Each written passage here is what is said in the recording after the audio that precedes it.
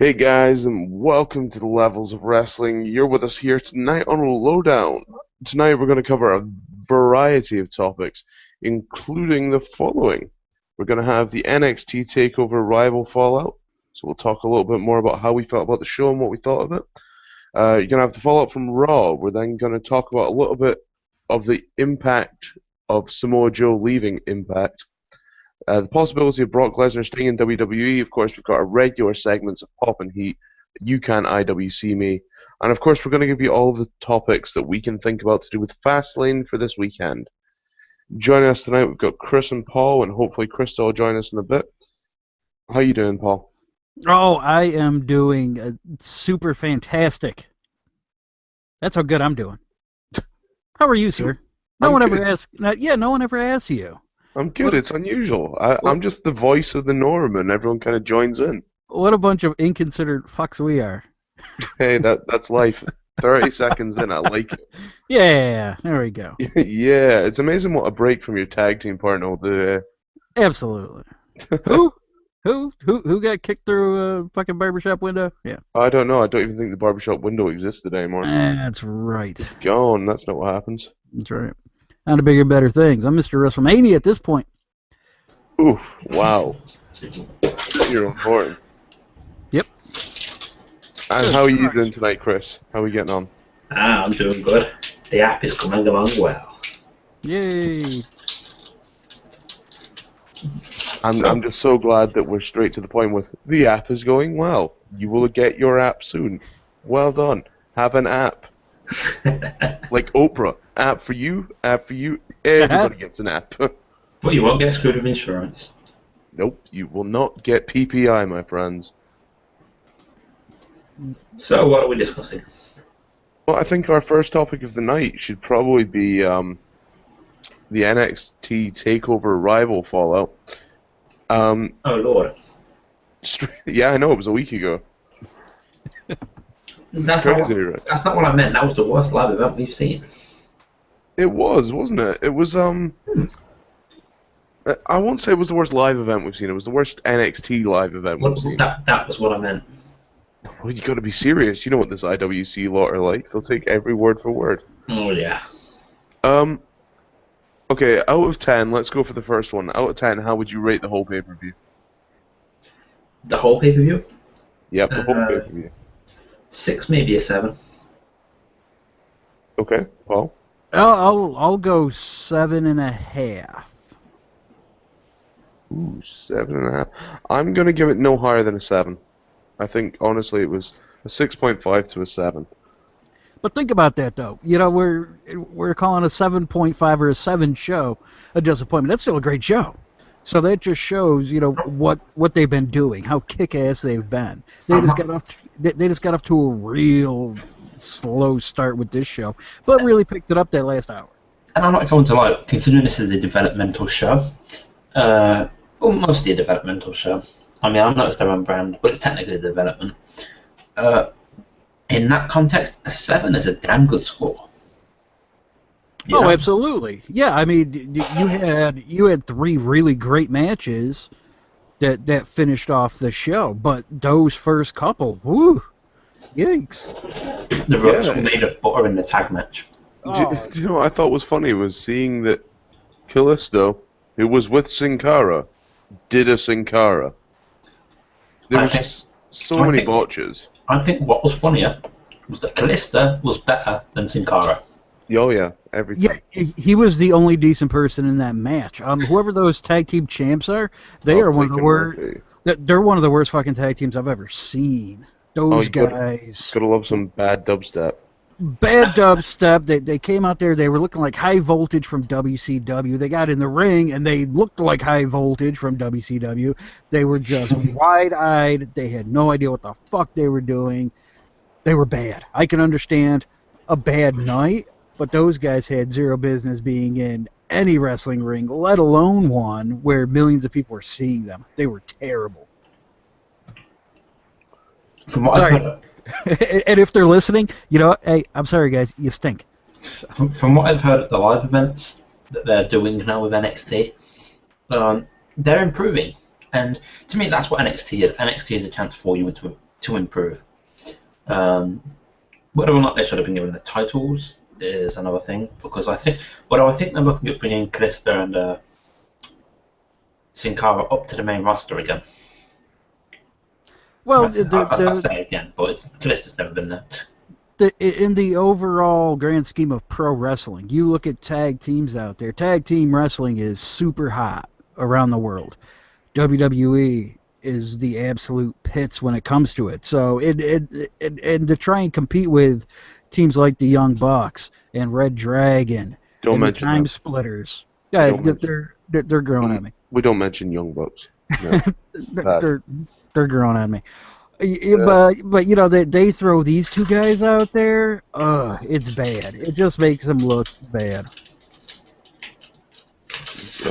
Man. Sorry, you said Young Bucks. It grew on me like a tumor. They're getting better. I'm telling you, man. I'm not a big fan either, but they're growing on me. They really are. Well, how about we discuss each of the matches then for TakeOver? Sounds good. We've got 2 hours. Yeah, sounds good. Okay, straight off the bat, I'm gonna say the opening match with Itami and Breeze. They need to sort out what they're doing with Funaki 2.0, because that guy went from main eventing to standing with Finn Balor to now opening the card and kind of sucking. Like, that match was god awful, and it wasn't Breeze's fault. Oh, he looked. Tommy looked completely lost. Like he was constantly searching for the cameras. I mean, he doesn't look natural out there. I mean, I've never been a big fan of Kenta's, but I mean, yeah, he just looks like somebody that's playing pro wrestler at this point, and it sucks because this guy has talent, but you know, he just looks really lost out there, and it doesn't bode well for his future. And you're right, Funaki 2.0 or Yoshitatsu or Jimmy Wang Yang, he's gonna be one of those guys. Oh, no, Wang Yang had more talent. Yeah, Jimmy Yang was pretty good. Yeah, I'll get all the hate for that, but Jimmy Wang Yang was damn good. He was pretty good. Chris, how did you find it? What did you think of Itami's first match? I think the problem with Itami right now is he's caught somewhere between trying too hard to adopt the WWE style, where... Perfect. You hit it right there. Yeah, and I think the problem with that is he doesn't necessarily need to adopt their style. They need to try and assimilate a little bit towards his as well, because it feels like he's expected to go full board, and it's snapping him into. Welcome to WWE. Yeah, and this is the problem. There is no leeway. It's our way or the highway with the WWE. Uh-huh. And that's not necessarily the way that companies should run. Look at Lucha Underground. Look at TNA. You have people with slightly different styles that they come from different backgrounds and have different ways of wrestling, but it works out well. Well, Lucha Underground's a great example of that. I mean, I know guys like in fact, mostly all of the guys coming up through NXT are almost cruiserweights. If those guys were to be let go from WWE, they could easily walk into Underground. Right, and they'd have people like John Morrison to work with there who knows what he's doing. And Chavo Guerrero. Mm-hmm. As much as people hate on Chavo, the guy's great talent in the ring at times. Yep, and in a couple of episodes they made him look like a badass on a... Yeah, they did. Okay, let's talk the butter rope tag match. I think we already did. I mean, that was awful. With the burial of both those teams, yeah. Too Moving much. on. No. Moving on. That match is I'm not going to lie. I only want Kalisto to do the gay hairdresser gimmick if it gets him away from Sin Cara. Nah, even that. I think Kalisto has more talent. They can both do the gimmick and stay a tag team. There you go. And then they can kick each other through pane glass windows. What if we were to go and discuss the guy that everyone's kind of expecting to be a big deal is the Baron Corbin match? I kind of found that weird. I didn't get into it. They seemed like they were 2 steps away from each other at all times. I found it weird that it was a non-disqualification match, but at the same time I liked it, because these days when you hear, it's a no disqualification, you know something's going to happen. But this one was like, nah. Matches over, guys. And stuff. Oh, they went no disqualification, but they were playing by old Bill Watts WCW rules where you couldn't throw your opponent over the top rope. That But was they it. were, weren't they? Yeah, this match stunk. To me, Baron Corbin is yuck. He always has the same stupid boo-boo face, like he's almost about to cry. See, I have to admit, while he has the same face, I do like his. I think he has a presence in the ring. I think he's nothing. But he's going to be a Vince guy. Vince is going to push this guy to the moon. He's going to be a Vince guy. But the fans nowadays, they're going to be all excited that he's going to be coming up, and they're going to really like him until he starts to get a push. Then they're going to go, oh, wait, this guy can't fucking wrestle. This guy stinks. Boo! Yeah. That's what's going to happen. It always happens. Yep. I think more importantly, what bothered me was Bull Dempsey. I love the guy's look because he looks like an old school heel, and he just looks like a grizzly ass wrestler. But he can't wrestle. But yeah, exactly. He can't wrestle. He's got the look, but he just can't do anything with it. I mean, if you shaved his head slightly and maybe cut off a little bit of beard, he'd look like Rusev. Yeah. Oh, you know what? That's not a bad gimmick. You have him do the Mizdow gimmick, but with Rusev. Yeah, but you have him American. You have him come up to the main roster, and he plays the fat American, and Rusev takes the piss out of him. I like it. I could work with that. It would give him something to do. I mean, Better than feuding down there with Baron Corbin. yeah, book it. Shall we discuss Balor and Neville? Yeah, okay, hand on heart. I wasn't keen. I have to admit, I was expecting Balor's entrance to be different.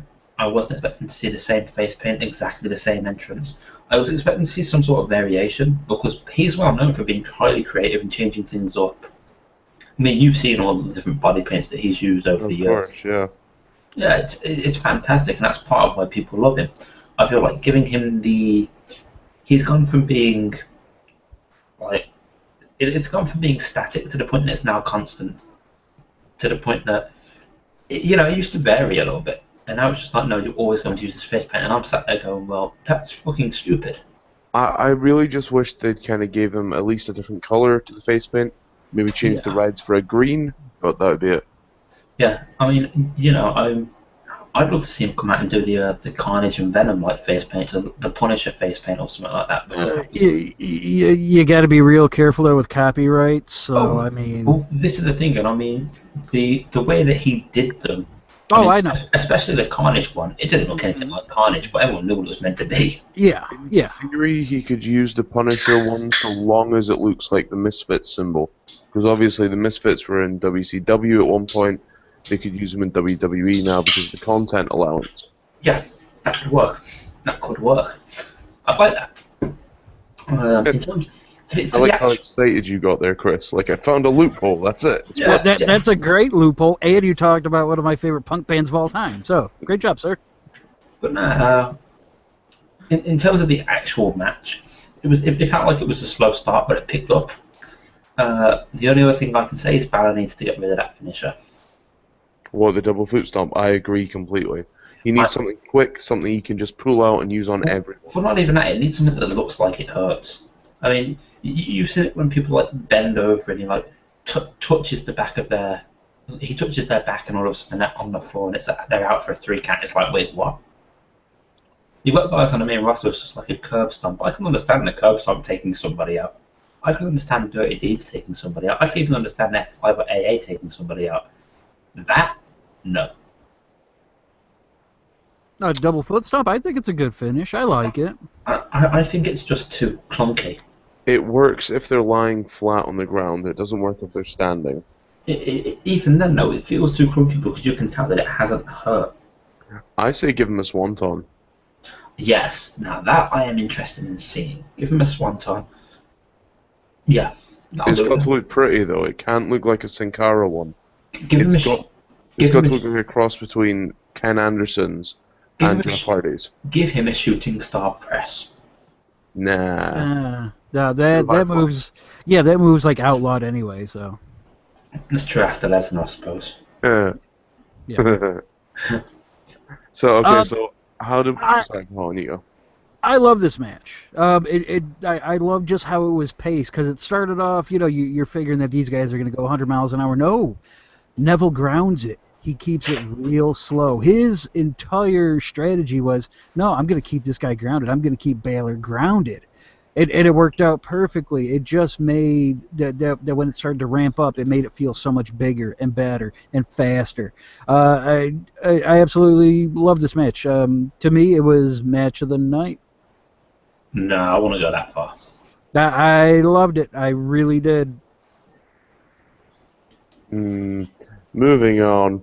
The Divas match. Yeah, It, the it, Divas it match told tore it, the it told house a down. great story. That's what I liked. It told a really great story in ring, and it just connected with me.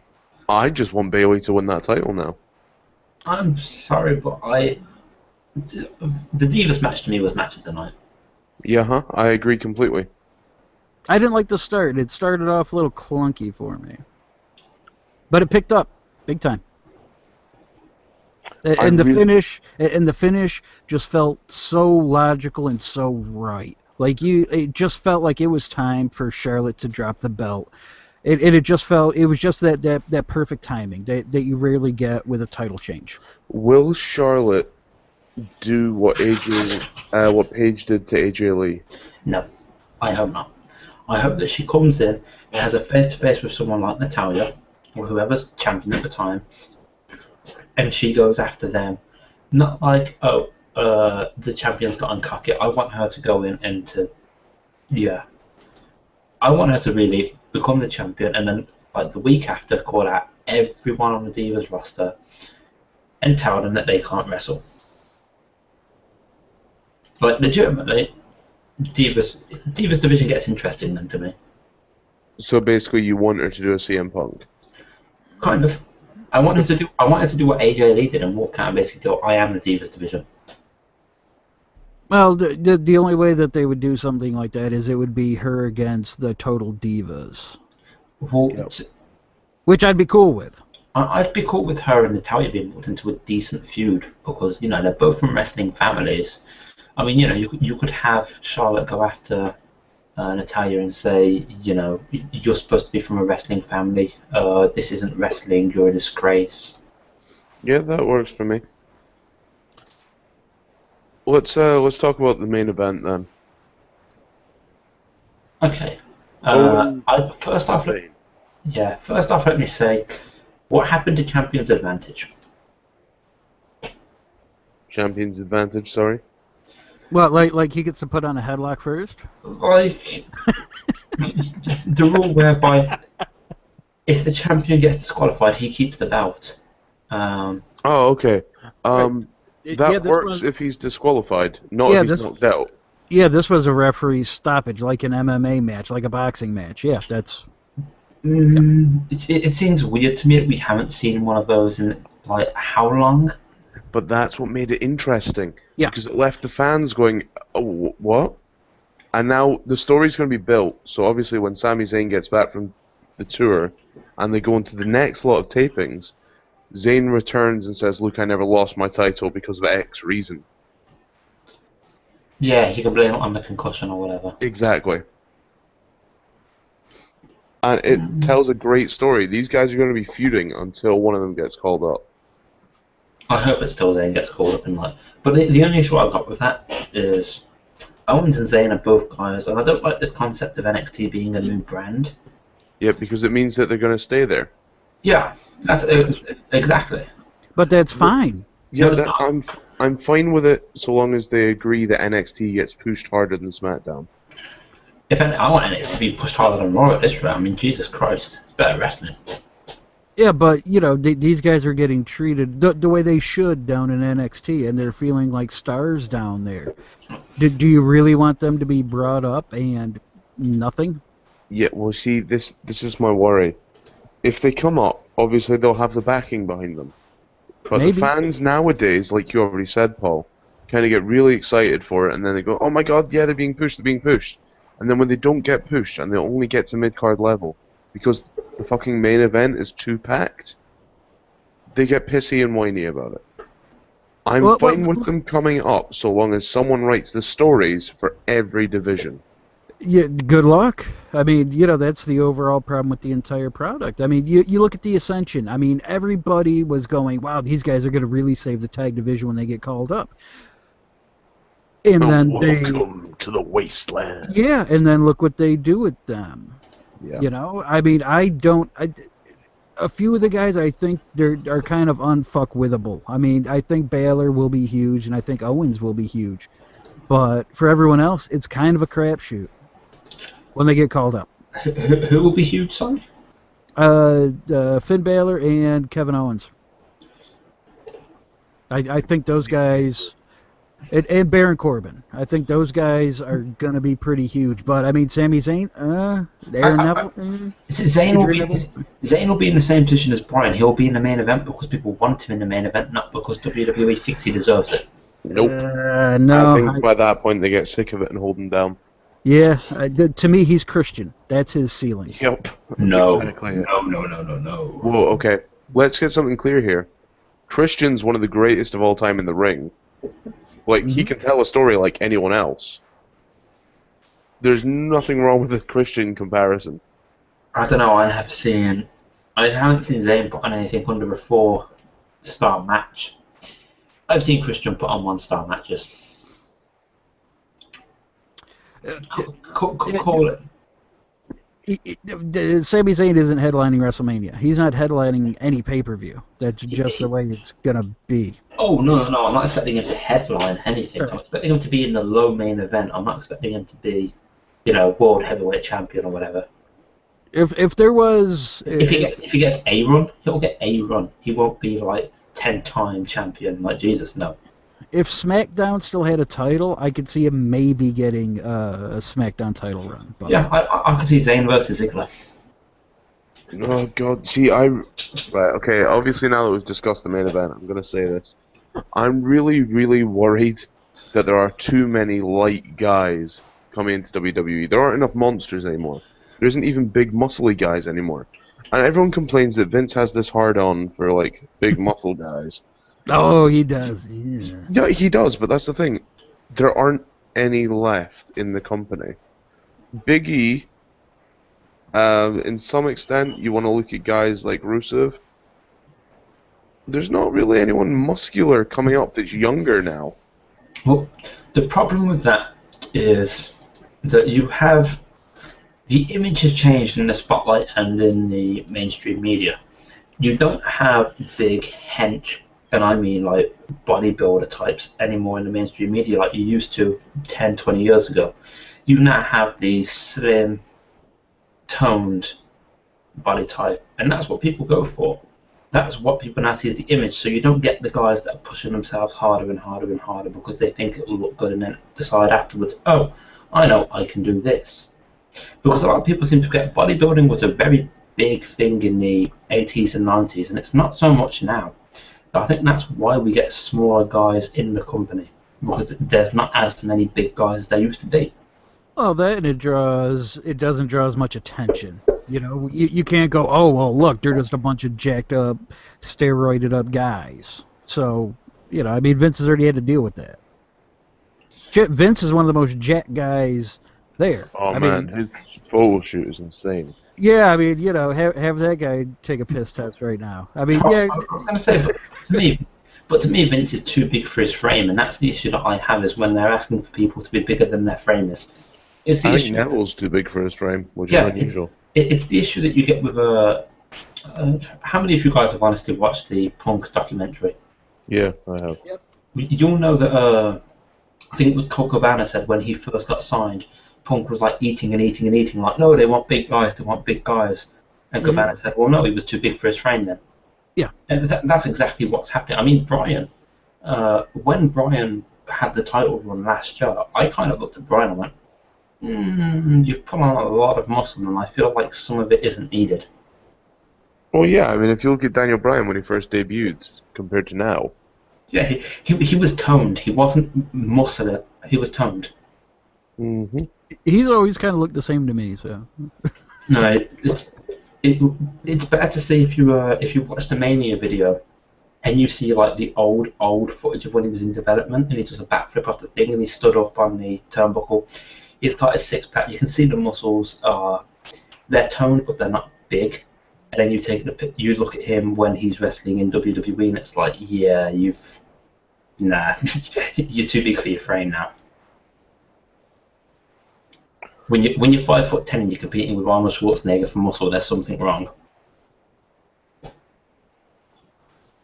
I find for me the issue, like I said, there's not enough big guys coming up. If you've got a guy like Baron Corbin, who's realistically about 6'8" to 6'9", coming up and he's quite jacked, against a guy like Sami Zayn or a guy like even Atami or Neville, it's going to look ridiculous just because one of them has to look like the underdog. Well, and this is the issue that people have with Lesnar. I mean, you couldn't. People are saying Bryan versus Lesnar will not work because Lesnar looks like a jacked up genetic freak and Bryan looks like Bryan. And it was the same with Punk and Lesnar, to be honest. Mm-hmm. No, that's what makes it work. See, it only works though if the bad guy is the heel. Then in that case, sorry, the bad guy is the larger of the two men. Right. Yeah, but that to me is how it should be. Mm-hmm. But I think The big bad buddy. if you've got a case of say Neville versus Corbin, they're going to give you Neville as the heel. No. I can't wait until they turn Neville heel on the main roster. No, I don't It's going to think be great. that doesn't work. You have to have Corbin as the heel. Corbin does not suit a face. He is too big to be a face. No, he is face though. This is what I'm saying. Like just now, he is face. He gets coming up to the main roster. He'll be face until he faces someone like Roman Reigns, where he'll be a heel. He's gonna do because WWE don't know what to do with big guys anymore. They're gonna flip flop all these guys, much like they've done with the Big Show, because they're too afraid to actually push them the way they're meant to be done. Like you said, it's an image thing, because obviously nowadays it's all about, well, you're too muscly, you're obviously doing drugs, blah blah blah. That is the exact same situation that will happen. Yeah. So I'll tell you what, let's move on before we get too in-depth to this issue. How are you guys finding this week's Raw? I know, Hi, obviously... Krista. Krista joined us. There Hey, we Krista. go. How are you? Not bad. It's a good day. Good. Good. Carry on, Craig. Yes. Raw. Out of 10. Let's rate it right now. Chris, I know you haven't watched it, but Paul, go for it. It was like a 7 right after I watched it, but now that I've spaced myself out from it, it's like a 6.5. Yeah, I'd have said a 6.5. Krista, how did you find Raw? 6. 6. To be fair, from what I read, I'd give it a 5. Well, there you go. I think some of the booking was a bit iffy. I wasn't keen on Reigns and Bryan both playing the asshole. It's WWE, the booking's always bad. Yeah, we know this, but sometimes there's bad and other times there's that's just stupid bad. This was that's just stupid bad. You don't have your two biggest faces, arguably. Once again, welcome to WWE. Yeah. You don't have arguably your two biggest faces try be cocky badasses, because it doesn't work. Yeah, they were both being heels. It didn't work. Sorry, go ahead, Krista. And considering it's the go-home Raw before Fastlane, it would be better. If I wasn't at a friend's this Sunday to watch Fastlane, I would not even watch Fastlane. Jesus. Oh, it looks terrible. It does. It's awful. The card is good, but it's been built up so badly. I agree. I kind of feel like this is going to sound a really weird comparison. This generation of wrestlers that we've got now, as much as everyone kind of says, well, oh, they're not quite the Attitude Era, but they're not Ruthless Aggression. They're new This generation. is more like new generation for me. Yeah, absolutely. It's like- Absolutely. They've taken the element of the good wrestling from Ruthless Aggression. Just give me another Edge and I'll be happy, for Christ's sake. Another Edge. Why Edge? Because Edge understood the psychology better than anybody else, and he saw everything in a third dimension rather than in a static 2D. And he even went to creative with ideas which people backstage don't do anymore, which is the problem. I think a lot of them are afraid. Yeah, you have a lot of guys right now that are just happy to have a job and to have a spot, and that are afraid to open their mouths. But nobody should be in a position where it's like, oh, I can't get a job somewhere. Why? Why not? If everybody from WWE left and went to Lucha Underground, people would start watching Lucha Underground. No. No, it wouldn't matter. They could throw anybody out there on Mondays. You're still gonna get 3 million people watching. Yep. Disagree. No, I think you would Yeah, completely. you would. People watch out of habit at this point. Even though it stinks, we're still gonna watch out of habit. Considering that we're on the path to WrestleMania and we're still getting 3-point-something million viewers. That's the norm at this point. That's it. Not on the path to Mania. It's not this time last year. It was in the 4.6, 4.7. Well, you also had a hotter story. You had everything going with Bryan, and now they're trying to recreate it this year, and I think a lot of the fans feel that. I think a lot of fans are also disappointed with the fact that they don't seem to understand what is happening in the product. Because like you guys have just said, that the two main guys are both acting as heels. What? Yeah, it was so goddamn puzzling that you have these two guys and they both come off as unlikable assholes, and it made zero sense to me. In an overall okay show, I mean, this was a better than average show for the most part, but it seemed like every finish made zero fucking sense. I mean, you're protecting guys like Big Show and Kane. These two main event stars, Big Show and Kane. Why are you protecting these guys? And you're making these two faces look like assholes. It made no sense. Yeah. And I hate having to come out here and like shit on the product every week. But Yeah, well, considering it's the path to Mania, you expect more. Yep. Exactly. I think from the Royal Rumble onwards, I expect every Raw to at least be a 7.5. Exactly. Yeah. I mean a good 7.5, not one that they expect me to say is a 7.5. Yeah, not one that they're paying you to say is a 7.5. They don't pay me, If WWE are listening to this, and since they've stolen some of our ideas, I can assume that they are, you are welcome to pay us to improve the ratings. Oh, fucking I'll work there for free. I will. I'll work the first month and a half for free. Yeah. You pay for me to get across there in my accommodation for a month, I'll work for you. Mate, I'll do the same any day of the week. Yeah, pay my food and there we go. Pay my food and travel. I'll work there. Oh, other thing coming out of Raw, Stardust, Goldust, Dusty. Oh. What a waste of a Dusty appearance. He was in the back for no reason, and that was it. Other than that, I kind of like the turn, like the Stardust turn. Spoilers. Sorry. I like the fact that they're playing him completely bonkers. I do like. Again, we did say last week they need to go with the Cody is dead story, and that's exactly where they're going with it. I like it. Yeah, me too. It's I like that they're passing the mantle of the bizarre one from Goldust to Stardust, which would allow Goldust to kind of retire or do whatever he's going to do. God damn, we said this with Renza 6 months ago and everyone called us stupid. Who? Yeah, that guy that shows up occasionally. Yeah. Yeah. But it hasn't showed up since you said that. Yeah. He's been gone for like 5 months now. Don't worry, he'll be out on parole soon.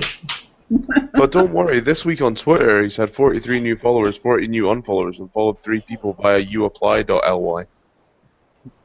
Not that Yeah. you're stalking him, so. No. But do you allow him to do that on Twitter every week? You just let him out of his cage for, here you go, get off your phone for a minute, and that's it. His last retweet, December 27th. No, right after Christmas. Was it to me? No. No. Oh. In fact, As far as to bring it back, I mean the turn was logical. It made sense. Yep. Do I care to see it? No, because Stardust is everything I hate about pro wrestling. So you say that every week, you don't mean it. I fucking mean it every week. I like Cody Rhodes, but I hate Stardust. It's everything I cannot stand. Why? It's just over the top and goofy, and that's not what I like. That's WWF. I'm NWA. I'm WCW. That's what I like. I like my characters to be a little bit more real. I hate the over the top bullshit. He's Jim Carrey's Riddler. I Yeah. was good with that. I liked the Riddler. It's And worse that's not than the a Riddler. Yeah, that's what it is. It's a bad Riddler, and I just don't like it. That's understandable.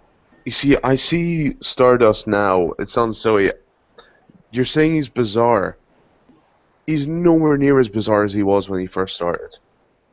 Like, Thank Lord. it's almost the same as Goldust. Goldust took a while to get into the character to become Goldust. Yeah.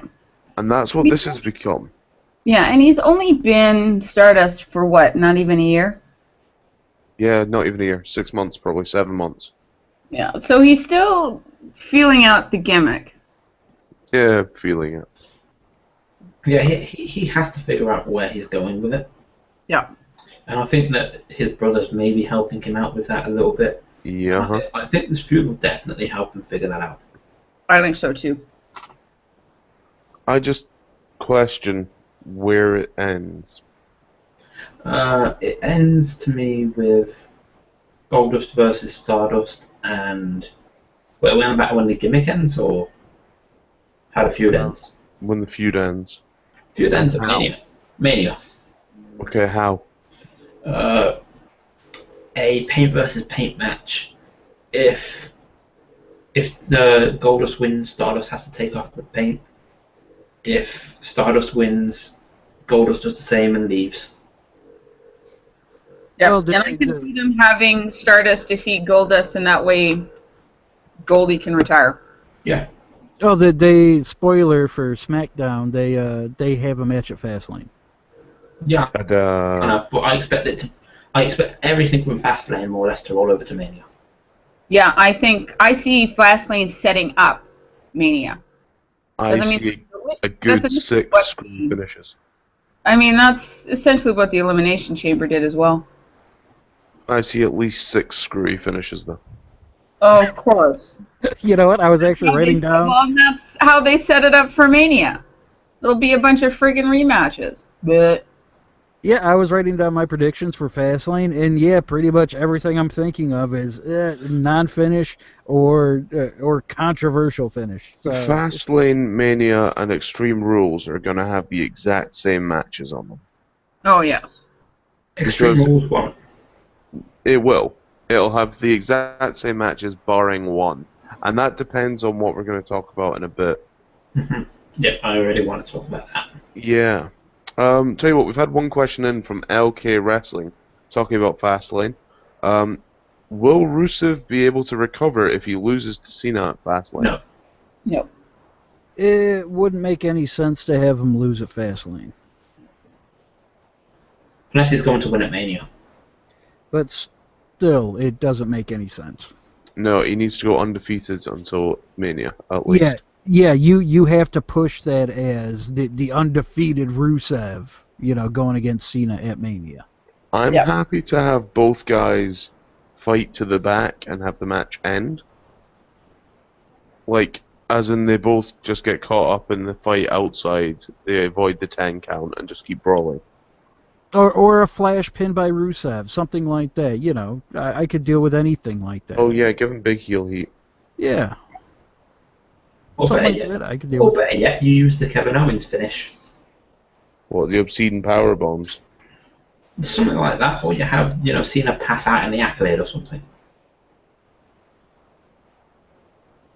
Maybe. I suppose Cena wouldn't tap, so he'd have to give up. Yeah, so he'd have to pass out and he'd still go at the count of 10. He'd do it on the outside of the ring, he'd pass out, and he'd still be in the ring by 10. Yeah. He would glitch into the ring. That's it. Hold on, he was just out here. Now he's fucking in the ring. Ah! He staggers in, Or is stagger and then major slide into the middle of the ring. Every single I time. was going to say, isn't that what he normally does?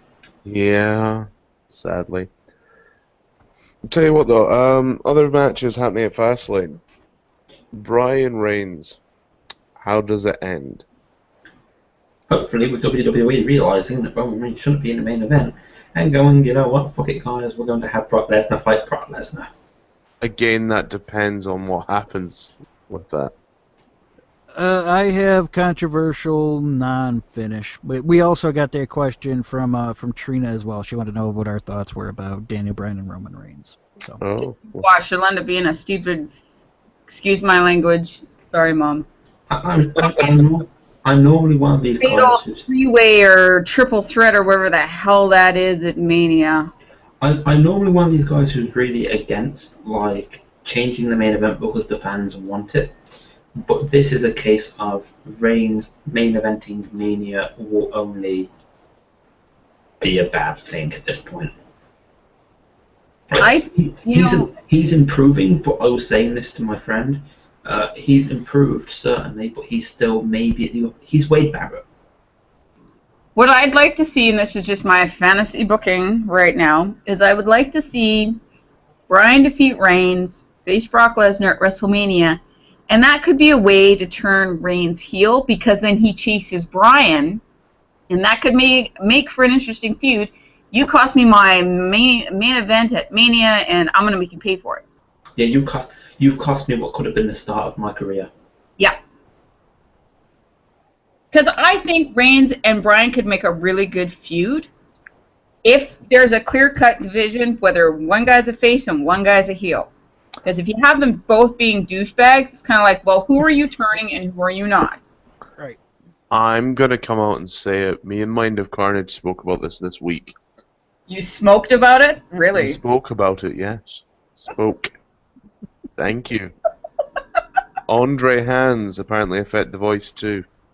I'm honestly going to go with what we said. I think Sheamus comes back still, and you still get Sheamus Bryan at Mania. And the reason I say this is, fans want Bryan in that main event so bad that whoever he faces at Mania gets instant heel heat. No. Sheamus is the one guy to play it up. And Sheamus reads better as a heel anyway. Yep, and it's not all about Bryan. Fuck Bryan. Take Bryan out to slaughter. It's not going to happen. But the same can be said for Roman Reigns. Yep. Reigns is going to the main event. I fucking guarantee it. Reigns is Wade Barrett. In order to have main eventers, you have to make main eventers. Thank you. In order to have main eventers, they need to have talent. Doesn't matter. There is talent there. He's got talent. He has the look, and he has Vince's seal of approval. That's all that he needs. They don't necessarily need talent. May I remind you about Giant Gonzalez? Yeah. Or the Big Khali? Yep. I mean, look at Kevin Nash. Yep. Kevin Nash is an underrated mind, though, to be fair. An underrated mind? He helped sink WCW because he had creative control. And he, and he never put anybody over. He's stumped. Yeah. Straight up, though, Reigns goes on to face Brock. Bryan faces someone else. They can't make it a triple threat. I'd like to see Bryan face Sheamus, to be honest. Yep. I got triple threat. If they triple But you know it's going to be a triple threat. I mean, it's pretty much a friggin' guarantee. It's like when Teddy Long was on SmackDown, guaranteed there'd be a 6-man tag match player. Straight up tag team match player. You can guarantee that every week they're going to start with a promo on Raw followed by a tag match. Yep. Soon. That'll all change soon. Hopefully. Only because a certain old man will stop taking control. I would love to start off Raw with an actual wrestling match, like, holy shit. No, that doesn't happen. And you can't use wrestling. It's a sports entertainment match. That sounds more like a stipulation. Fucking hell. Speaking of actual wrestling companies, Samoa Joe has left Impact Wrestling. What were your thoughts on this, guys? Pick him up in NXT. No. No. He's 35 years old. He's broken down. He can make his own way. You know, this guy's going to work for peanuts in NXT, you know, trying to get these other kids ready, then get called up to the main roster and be Umaga or Rikishi. Fuck that. Go to Ring of Honor, go to Pro Wrestling Guerrilla, go to New Japan and fucking kill it. Go the AJ Styles route. Fuck Vince. Go to Lucha Underground. He could go there too. I mean, you do what Del Rio's doing. Do what AJ Styles is doing. Just go around the world collecting paychecks and having fun doing it. Do you want the best part? He had no non-compete clause in his contract. Yeah, he's already go booked for a wrestle. show. He could wrestle for any company at any time, starting now. Yeah, he's already been booked for a show. So. And that's the thing with TNAs, because a lot of those guys that are signed to TNA don't have the non-compete clauses because they're on the indie shows all the time because of the team. Yeah, they're treated like independent contractors, and that's what you're going to be seeing a whole lot more of happening. Like, look at Del Rio. I mean, he basically said, fuck you, WWE, peace out. Oh, I have a no-compete clause? Tough shit. I'm going to go show up in AAA, you know, a few days afterwards. Yeah, because it's in Mexico, and, well... Yep, sue me. Go ahead. That wasn't even an issue. He proved that it was within his American rights to, you know... I'm sure there was something to do. He basically used the American legal system against him. Yeah. I think it's an interesting situation for Joe to be in. Because obviously, Paul, like you said, he can take the AJ Styles route. Chris, you were right, he could come to NXT. I think... Sorry. I was going to say, I think personally, he takes the Indies route. I think it's the one that will do him better. But if he's wanting to round up a career, why not just round it up now? Go off and start a school. That's all I'm saying.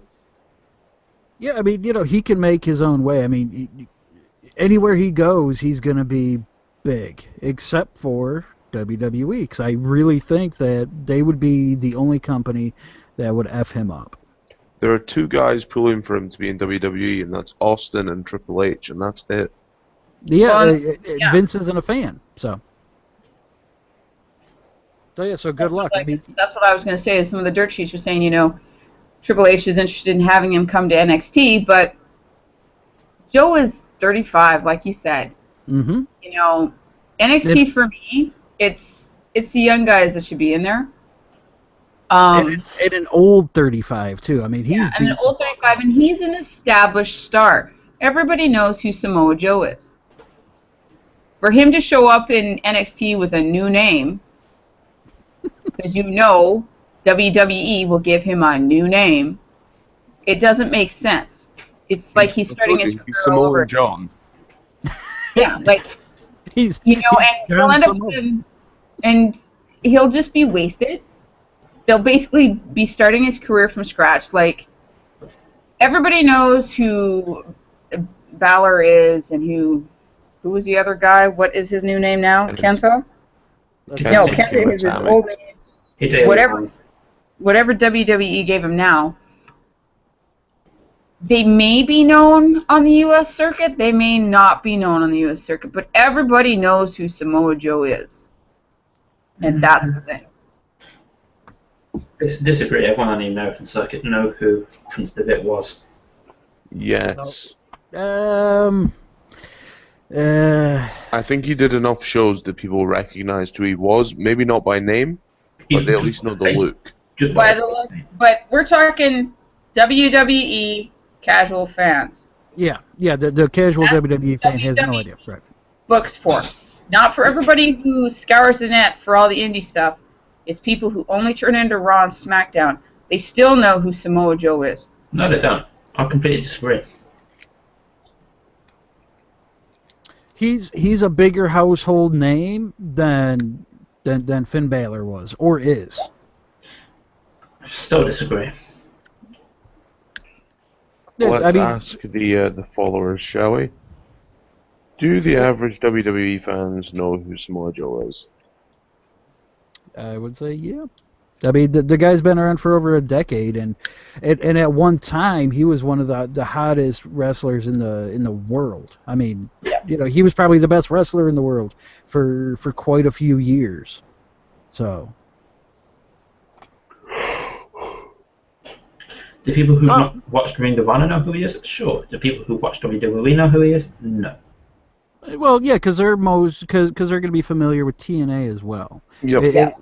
At least as that product of, oh my God, they stink. TNA. Judging by that viewership, I wouldn't even go that far. I think they would know who he was because, I mean, he did have that streak where he never lost by pinfall or submission. Mm-hmm. Yep. What bugs me is I know that if they put him into NXT, it's only got to be as a trainer, and I think they'll try push to get matches out of him. And I would rather he did a trainer's job. Me too. Like, he's athletic enough that he could train the bigger guys, that they could have a stance and do something with that. And he can work a good, strong style formulaic match. Which is the thing now. You know, everybody wants to work strong style. And Joe was one of the first guys to do it over here. So, yeah, why not? But again, I don't want him there. You know, I'd rather have him tearing it up, you know, on the indies and especially New Japan. I want to see him versus AJ Styles headlining a New Japan show. Oh, going back. I know he has a bit of a background in, you know, mixed martial arts as well. Uh-huh. So, you know, people on that know who he is. Going back to the question that we asked about Brock and the triple threat, Obnoxious CJ Webb says, Brock is to be toppled by one man. It makes the man who does it after Brock's dominance. A triple threat completely devalues the win. Well, considering they're making it a contenders match at Fastlane, pretty much devalued the whole point of the Royal Rumble. So why not have a triple threat match to devalue the whole thing? They've already started. Yeah. Why not just see it through to the finish? They've already started fucking it up. Keep going. Yeah, either way, no matter what, I'm not a fan of either guy really taking on Brock. I mean, you're going to get a short build, you know. I don't know. I cannot realistically believe that Daniel Bryan, injured and all, is going to kick Brock Lesnar's ass. I just don't see it. Define injured. He's still not recovered properly. Still not 100% recovered, even though he got cleared. Which is why we're having the weird finishes.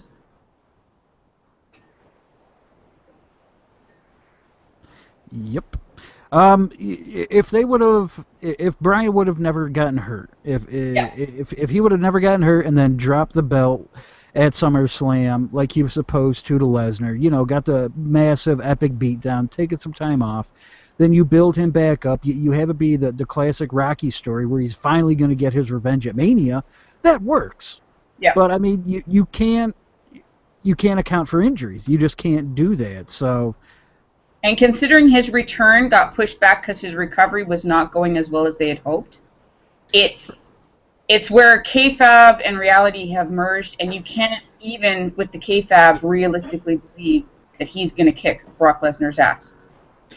Right. I mean, honestly, if I was booking things, I would have it be Cena against Lesnar in the main event. You have. I'd have Orton. You have Cena go back for his revenge. You never have those other rematches. You have the one match at SummerSlam, then you have him go for his retribution at Mania. See, that would have worked better. A lot better. That would have worked. Yeah, it would have worked great. But even now, you know, I'd be more interested to see Randy Orton versus Brock Lesnar than I would to see Roman Reigns versus Brock Lesnar. Okay, guys, let me ask the elephant in the room then. With all the concern that's gone on about who's going to face Lesnar and who's going to be the guy to beat him, what if Lesnar does re-sign with WWE? Does Lesnar retain? Lesnar retains. Yeah. Lesnar absolutely 100% retains. Yes, he will retain. If he signs another contract, it's in their best interest to have him retain. Because he is the guy who legitimizes that belt. Yep. And I think anybody who says otherwise doesn't really understand how badly that bout has been tossed around over the past few years and how insignificant that bout has been made to look by having it defended every week, by having your champion losing non-title matches. You have a guy like Lesnar who seems being dominant, who turns up once every 3 months basically to go, alright, fuck you, you're going down. I'm fine with that. Lays waste to the whole whatever, and then leaves. You have to make the World Heavyweight Champion a dominant force. And they seem to have this thing where any title holder ends up getting his butt handed to him by even people who aren't even contenders. Yeah. And Hey, it just... Calm down the language there, Krista. Jeez. Pardon? Calm down the language. Jeez. Gonna have his butt handed to him. Come on.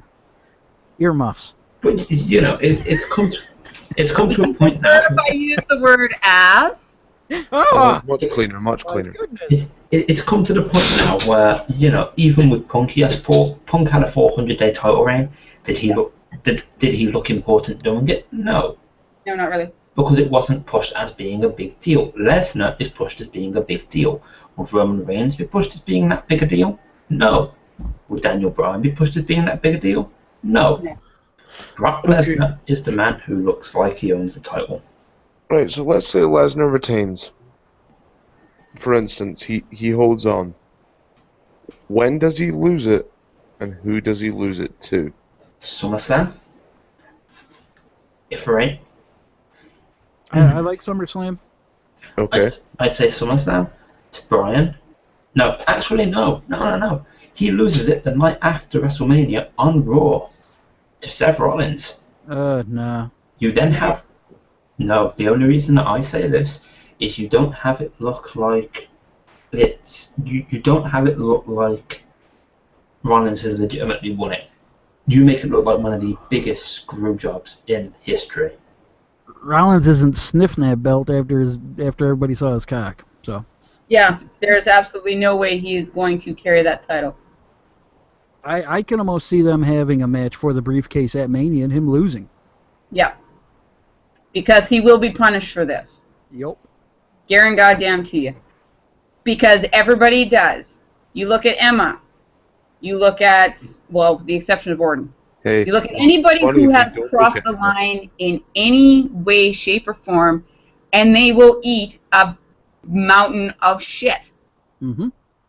until they're either released from their contract or enough time has gone by where they're no longer on the radar. And then they're basically, I don't see Seth dropping down to the low card, but I can see him being stuck in mid card hell. Seth's gonna be Jeff Hardy. Pretty much. I could see him getting the Triple H treatment, where where he had to eat some shit, do some jobs after after the whole whatever incident it was, curtain call. No, I disagree with that, but purely because the curtain call was his fault. No, he was not his fault. Yeah, he was the only guy left that could be punished. They weren't going to punish Michaels. But what I mean is he willingly took part in the curtain call. Seth Rollins did not willingly take part in having that picture leaked. Who took the picture? Yeah. Burn. He willingly took out his dick selfie stick and took a picture of himself. Oh God, he did use a selfie stick, didn't he? Yeah, he did. Yes, he did. I didn't even think of that. Wow, what an ass.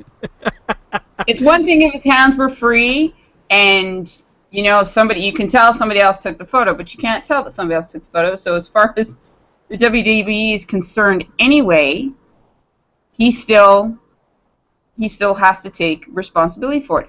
It's no different than the girls being held accountable if their pictures end up in Playboy. Whether they took them before they signed a contract or not, they're still punished for it. Yep. Okay, well, let's bounce back to this topic, though. If Reigns retains, my issue is there's no one big enough. I don't mean stardom-wise, I mean physique-wise. To take You mean Reigns retains? If Lesnar retains. If Lesnar retains, sorry. It's because I was reading a tweet about Reigns. If Lesnar retains, there's no one big enough. I don't mean stardom-wise, I mean physically, to take it off him, realistically. See, I mean, Obnoxious TJ Webb says, if we want to really help Reigns, have him lose and then build him for the rematch next year as a more polished performer.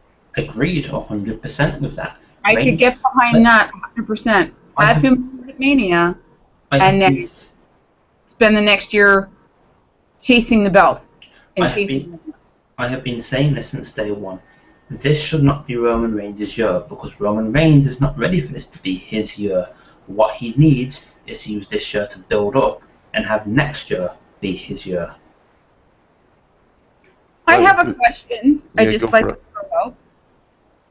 Could it be that we're not seeing Lesnar versus Cena because if Cena wins again, doesn't he go past the Nature Boy? Yep. Or does he try the Nature Boy? Well, he does in WWE terms, but nothing else. Yeah. He'll eventually get that. So, I mean, Ric Flair's not as revered as people think. I mean, yeah, Cena will have probably close to 20 title reigns by the time, it's all said and done.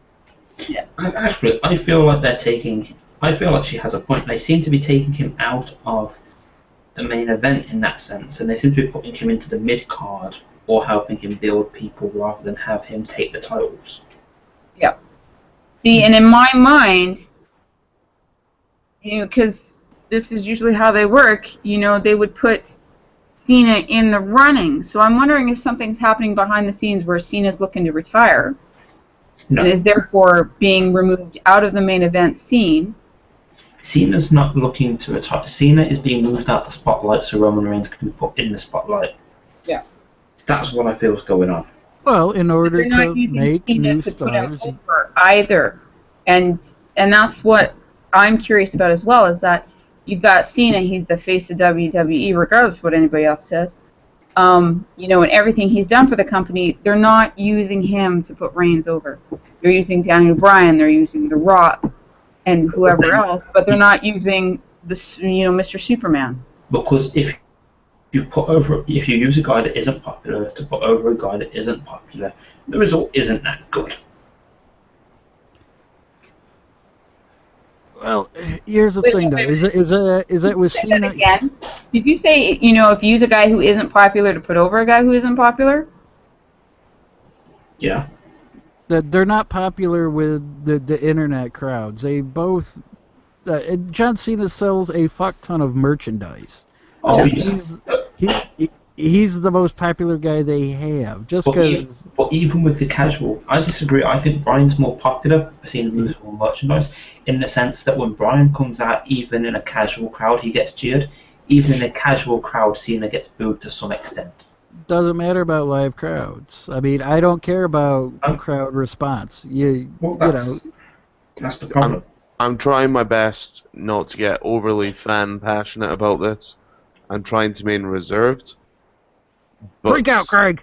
But Cena is easily more popular than Bryan. I don't mean on merch. Casual fans, Cena is realistically one of the most popular, if not the most popular star since Austin. And that's with Punk, that's with Rock, that's with Hogan if you want to take him into consideration. Cena is legit the most popular guy they've had since Austin. There is no denying that. Yeah. Yeah, he's making movies. He's on TV, all that shit. What's Daniel Bryan doing? He's growing a beard and not eating meat. He's a lumberjack and he's okay. Yeah. I mean, to me, yeah, it can work. Daniel Bryan is great, and he is great in the ring. He bores the shit out of me sometimes, but he's good in the ring, and I won't deny that. He is what Bret Hart was. Yeah. And Daniel Bryan currently is. And I hated Bret Hart, and I hate Daniel Bryan. Wrestling is not about wrestling as much as people think it is. Wrestling is about fucking showcasing the talent of immortals, so to say, as they keep pushing it. If you want wrestling, go watch Ring of Honor. If you want sports entertainment, you watch WWE, because you get your soap opera stories there. WWE is more about its showmanship. This brings me fantastical. It's basically, if P.T. Barnum was alive today, he would be working for WWE. this brings me on to something I wanted to discuss. We have something that I was introduced to, and I was only introduced to this week. Go for it. Lucha Underground is, for those of you who don't know what Lucha Underground is, it's not just a lucha company. It's mostly a lucha company. It's not just a lucha company. It is a wrestling company that has very, very story-driven content. And I mean this in the sense that it is shot like it was a soap opera. The camera angles are right. The setting is right. It's very, very, very story-driven. It's not so much wrestling. Well, it is wrestling, but it's not so much wrestling as it is entertainment. WWE need to learn a few lessons from their competition. And this is something I think you mentioned possibly talking about, I'm not sure. But No, go for it, it's fine. yeah, it's... Okay, let's take Chavo Guerrero. Chavo Guerrero is known by most people for being in the WWE and TNA. He is the nephew of Eddie, isn't he? Nephew of Eddie Guerrero? Yep. Yep. I always get confused with the Guerrero family. He is known for being, and he's a solid worker, but most people don't see that. Most people see him as a mediocre or, a lot of people don't seem to like Chavo. Within 3 episodes of Lucha Underground, they made Chavo Guerrero look like a boss because they know how to tell a story. And they know how to book him. Yeah, they have solid booking. They don't flip-flop and go, oh, this week we need to do this. Oh, wait, Bryan's going to be the heel. No, Roman's going to be the heel. No, they're both going to be the goddamn heel for some irrelevant reason. Fuck it, we may as well have a triple threat heel match at WrestleMania. That's the way that this is going at the moment. With Lucha Underground, there is more... they understand, they've planned ahead. They've gone, right, okay, we're going to have so-and-so win the tournament for $100,000. Then we're not going to give them. We're going to have them beat down. The next week, this is going to happen. The week after that, this is going to happen. The week after that, this is going to happen. And you can tell that it's very planned out. It's very well thought out. And that is something that WWE does not have. It's something they need to start looking at doing. Well, they also have Mark Burnett that's producing it and all that. So, I mean, he has his writers doing that. But even beyond Lucha Underground, you look at New Japan. They don't do promos and shit like that. There is no on-screen authority figure. They tell their stories in ring. You don't need commentary for that. You don't need to understand what's going on to know who's the heel, who's the face, and what's going on. WWE, they're overthinking it. They're outthinking themselves is what they're doing. Yeah, I completely agree with that, and that also brings me on to another point, which is commentary. Wrestling shows, and this is something WWE needs to learn, well, the main part WWE needs to learn, wrestling commentators should be discussing wrestling. Lucha Underground does it. TNA does it. Well, pretty much everyone does it. Well, unless your name's JBL. You got Vince in their ear. Vince is telling them what to say. So. And that's the problem. Right. It doesn't understand that nobody wants to hear about some crappy joke that happened 5 years ago that is completely irrelevant from wrestling altogether. See, and that surprises me about Vinny K because he used to be a commentator. Yeah, Vince's commentary... never a good commentator. No, I disagree. Vince's commentary was solid. He was a great commentator. He was perfect. The number of times that he was with, was it with Lawler that he was with? And Lawler would say something, and Vince would be like, what does that have to do with the match? Oh, yep. Vince started as a commentator, and the thing that he was always good at was, he may not have always called the moves and all that, but he would do the same thing that JR would. He would make the match feel more important, which is something you don't get nowadays. He made the guys look important. And even when he was doing the interviewing, because I've seen a couple of clips of him where he was doing the interviewing in those bad sport coats, and he was good. He was on point. That's something that, and I don't get what's happened to that, because like you guys have said, Vince is in the commentators' ears.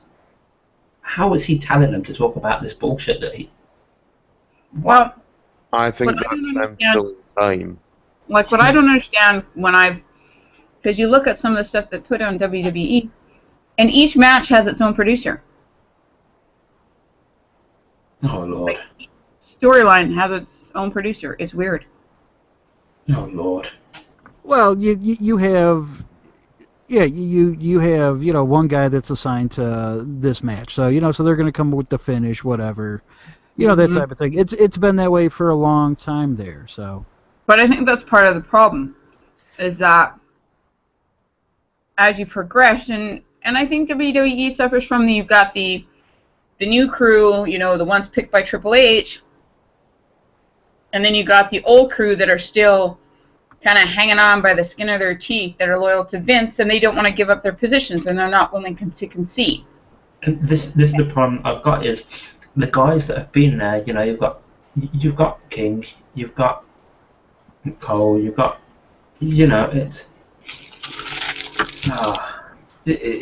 they don't seem to have learned anything over the years of what they've done. It feels like they've still got Vince McMahon in their ear telling them what to do and what to say, because they haven't learned a single goddamn thing in the entire time they have been at that company and doing their job for the past 10 years. Yeah. Whereas you listen to NXT and you listen to Jason Albert or Kaz or whoever he is, and you listen to William Regal, and they're really good. Even Corey Graves knows. Even Corey Graves is a better commentator than JBL.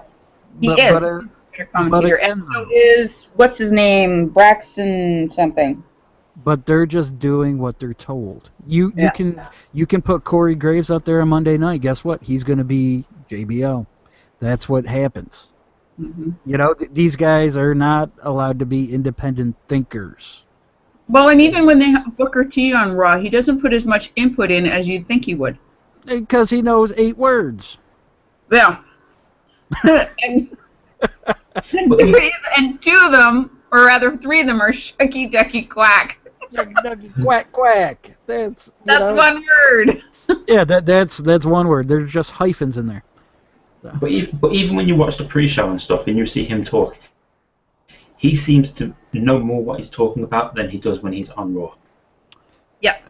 Again, it's because of who's in his ear. Which is something that I know Levels is going to want to talk about. Is Vince the problem? You know what? That's a good segue to what we're going to talk about tomorrow. Go ahead, Craig. So indeed, tomorrow night we've got a bit of a new show topic idea coming up for you guys. Essentially, instead of doing Showdown as we usually would, we choose one topic and we just tear it apart and we tell it like it is. We're going to start doing what we would do personally to change WWE for the better. We want to show you guys that there are fans out there that aren't just swallowing the product up and kind of supporting it. We want to take the product, pull it apart a little bit, say this is bad, but this is good. Now what can we do to improve the two? Yeah. WWE isn't what it used to be, and we want to get back to that with a newer element. And this won't just be a case of, our fantasy booking's better than WWE, like most people do. But this is being realistic.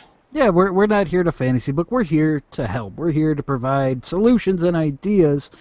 Because we want to have a show where we're not bitching about the product. We want to come out here and go, oh my God, that was such a great show. I love this. Everything was great. That's what we want to be able to do. And the fact that we can't is, well, annoying. Yeah, I mean, we hate to be, the internet fans that hate everything. But you know what? We have to call it like we see it. If a show stinks, we're going to say that it stinks. And if we think that we have a couple of ideas in a couple of different areas to improve things, we're going to share that with you guys. Indeed. I mean, personally, I think it's a good idea. We can all jump in. Especially if there's people listening and they want to give us their feedback, we'll be able to tell them what we think of their ideas. They'll be able to tell us what we think of their ideas. It's going to be great. So make sure you tune in tomorrow night, 6 p.m. EST, and you're going to get all the best content you can. Guys, let's move on to this week's Pop and Heat segments. I know, obviously, Chris, you said you've not watched Raw. Maybe you've got a Pop and Heat from another show, though. I have my Pop and Heat still from Raw. Oh, go for it. My pop definitely goes to the Cody Rhodes is dead. I love the way that's being done. I know that Paul isn't a big fan of Stardust. I wouldn't say that I'm a massive fan of Stardust himself, but I like the way that the story's playing out. In terms of heat for the week, He is. what, sorry? What would you say your heat is then? My heat definitely goes to Roman Reigns, Daniel Bryan not knowing how the hell to book a show. If you want a guy to be a face, pick him as a face, let him be the face. Don't have your faces acting like heels, because then shit gets weird. Agreed. I don't like the idea of faces trying to play heels and then switching and flip-flopping. It's worse than watching Big Show cry on a weekly basis. It's worse than watching Big Show flip-flop on a weekly basis, which he seems to do these days. Oh, don't be silly. Big Show just flips. There's no flopping. That's true enough. Crystal, what's your pop and heat for this week? My pop is the reuniting primetime players. Good shout. I'm quite fond of the idea. I think it's good to have a fresh tag team. I think it is too. I think that it'll give those guys something to do because they both can go in the ring, you know. And I like the idea of Titus going back and partnering with Darren Young as opposed to the whole Slater Gator, whatever the hell that was. I like the idea that they're going to come back as a tag team because, let's be honest, right now the only tag teams in the tag division are the Usos and the Ascension. No. There's the Usos. I said the Usos and the Ascension. Yeah, no. There's just the Usos. It's just the Usos. The Ascension haven't wrestled a tag match against a tag team yet that's been more than 3 minutes. That's just true. And then, of course, there's the Lost Matadors wherever they are. Oh, they're lost. They're lost Matadors. So I would really like to see them maybe do a run with the primetime players. Maybe not even if they never get the gold, like I don't care, but you know, give them something to do. So I'm really excited about that. This could be a possibility, hopefully. And my heat for the week, I'm going to be in agreement with the whole Reigns, Bryan finish. No distinction on whether they're a face or a heel. That's annoying. You know, this is sports entertainment. It's action-oriented. Action-oriented stuff generally doesn't have a complicated plot. So, you know, you got the good guy and you got the bad guy. You got to make it obvious. Otherwise, it's like them cheesy 80s B-movie cyborg shit that my dad used to watch that would end inexplicably, no follow-up, no nothing. You had no idea what was going on. They just hand in on something and then went to black and the credits rolled. And you're like, well, what the hell happens next? Yeah, there was a few films like that. Paul, what's your pop and eat, man? Oh, well, now that I was going to say the reformation of the primetime players, but the lovely Krista already said that. So I will go to Honma versus Kota Ibushi from New Japan. It is one of the best matches I've seen all year. It'll be one of my match of the year contenders. Go watch that one. Kota is just absolutely fucking killing it. If you guys haven't seen him, go seek him out. Every match he's had this year has been fantastic. My heat of the week, just like everybody else, it's going to be for Daniel Bryan and Roman Reigns. They just came off as so goddamn unlikable, and when you have these guys going at each other, you want them to be likable. You don't want to have Daniel Bryan leading yes chants and being a condescending dickhead. Ugh. I mean, Roman taking selfies and stuff like that, yep, that fits in with his character a little bit more. You want him to be that cocky, badass guy that's making hand motions and shit and cocking his fist. But, you know, that's loaded. But, you know, not for Daniel Bryan. I mean, you know, it's already hard to like him anyway. And they just make it even more impossible. The brawl at the end, pretty good. I'll say that much though. And an honorable mention goes to the Total Divas segment, which was like both pop and a heat, where you had the Bellas stealing Paige's outfit. She finds she hijacks one of the whatever they're called, rosebuds, She has her match, dressed like a fairy or whatever, but but at the end, when she grabs the mic and she brings it back to, it doesn't matter what I wear, I'm still a better wrestler than you, which is exactly perfect. It was perfect how it ended. So that's both a pop and a heat. Okay. My pop this week goes to Samoa Joe for doing what he believes is right. If you're not with a company and they're not offering you what you believe is correct, leave. Straight up, you can do better elsewhere. I say the same thing to anyone in any job. I find it funny how nobody said that when Punk left WWE. Because Punk was an ass. Moving on. Samoa Joe is doing what he believes is correct. I think that's a good thing. I say the same thing to anyone in the same kind of work, or any kind of work, in fact. If you're unhappy, move on. Do what makes you happy. My heat of the week, I don't want to say it, but I'm gonna. It goes to the Daniel Bryan fans. Or more importantly, fans that won't accept what they asked for. Now, I hit on this today on Twitter when I started using the hashtag things WWE fans need to stop. Yeah, chanting for ECW then complaining when it gets extreme. Yeah, there's one of them. My issue is fans asked for change and they asked for new things. And then the minute certain stars get pushed, and it's not the fans the wrestlers they expected to get pushed, they kind of bitch and moan. And that's always going to happen. And bitch and moan? Yeah, they bitch and moan. The problem with that, though, and I think that comes into place, is Reigns is being pushed down people's throats the way that Cena was. When they asked for change, they didn't mean to have somebody else pushed down their throat. Okay, look back to Brock Lesnar when he started his career. Who was pushed down whose throat? That's right, Lesnar was. Then you look back even earlier than that. You look at guys like Austin. Austin took the slow burn to begin with. Once he got that title belt, though, that was him. He was there every single week, pushed down your throat. He'd go out there and he would always get the win. You then look at guys like Taker, who, if you want to be honest, was pushed down your throat, even on commentary. To get a guy to be a star, he needs to be reinforced. And fans don't like it because they feel they're being force-fed. Now, the reason you feel you're being force-fed is because you look on the internet and you see what's going to happen. And you don't like it because it's predictable, and you go, oh, I knew that would happen. We knew this guy would get pushed. Yeah, that's what happens. Don't be stupid. If you want change, let it roll out. Yep. And that's my heat of the week.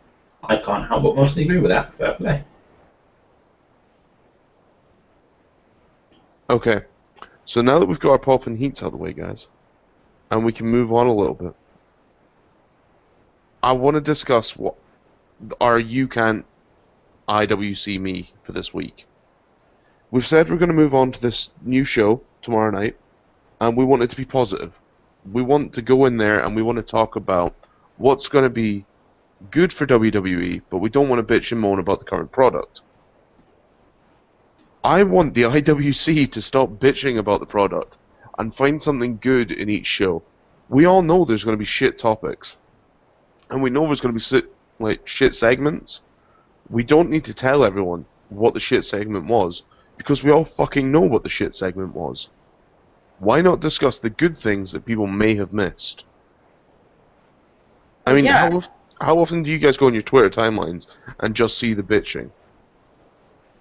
I don't look at my Twitter timeline anymore because of the bitching. Every moment that I go on Twitter. I'd rather have my Twitter feed filled with, people talking about incredible moves. Like a big man doing a move that only a lighter weight wrestler would pull off. I mean, I still talk about that Hurricane Rana that Harper did, because you wouldn't expect it from a big man. Or, some of the diving out of the ring. Things like that. Not just Ziggler. Ziggler fans, please. Other wrestlers as well, and some of the stuff they do. Or, that kind of thing. Yeah, it's tough, I find, because sometimes you go on Twitter, and there'll be a select group of people that want to talk about the positives. But the minute they do, because Twitter's so open, everyone sees the positives and then jumps on them like, why are you saying this was good when all this shit things happened? Well, it's Twitter is an extreme where it's where it's a Finn Balor entrance is this is the greatest entrance ever. Undertaker can never do this. It's that. It's where everything is to the extreme. Yeah, I saw that. I From also numerous saw people. that. Yeah, Yeah. from numerous people. That's just the way it is. I mean, people live in the moment, and I think that's why it's a good idea for us to not do our shows right after a pay-per-view. Thank you, Craig. Because because you want to let things settle. You want to be able to analyze them and think about them in a rational way, not emotional. Yeah, take the heat out of the situation. I mean, everybody raves about Finn Balor's entrance, but that's an NXT entrance. Will it play the same once he's on the main stage? I mean, that's something you gotta ask. That's one of the few entrances that can, to be fair. Yeah, but depending on if they translate it directly across, right? Without deciding, oh, they're on the main roster, so we're going to change it up a bit. You look at the Extension, prime example, their entrance in NXT was perfect.